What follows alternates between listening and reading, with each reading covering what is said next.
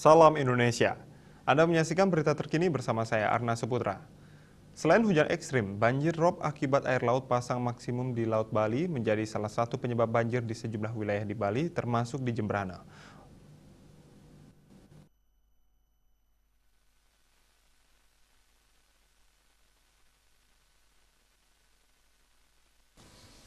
Berdasarkan informasi dari kantor klimatologi Jemberana, terjadi hujan ekstrim di atas 100 mm per hari di sejumlah wilayah di Bali seperti wilayah Kecamatan Pekutatan, Mendoyo, Baturiti, Penebel, Marge, Kerambitan, Busung Biu, Mengui, Petang, Kute, Kuta Utara, Slemadeg Timur, Slemadeg Barat, dan Pasar Barat, Sukawati, Ubud, Tampak Siring, Dawan, Nusa Penida, Kelungkung, Banyarangkan, Karangasem, Manggis, Sidemen, Rendang, dan Tembuku.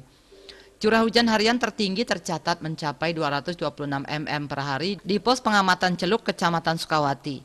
Waktu kejadian hujan ekstrim sampai 12 jam mulai 5 Desember 2021 siang hingga tanggal 6 Desember 2021 pagi. Hujan ekstrim dipengaruhi oleh beberapa faktor.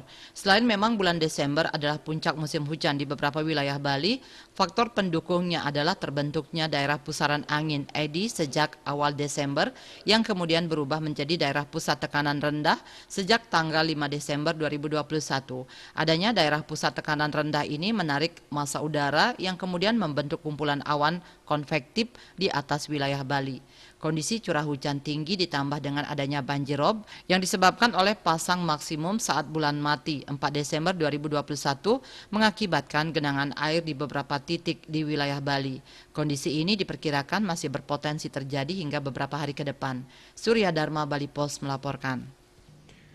Untuk mencegah penyebaran COVID-19, ingat pesan Ibu soal terapkan 3M, wajib memakai masker, wajib mencuci tangan, wajib menjaga jarak, serta wajib menghindari kerumunan. Dengan penerapan perilaku 3M, Indonesia segera terbebas dari virus corona menuju Indonesia maju.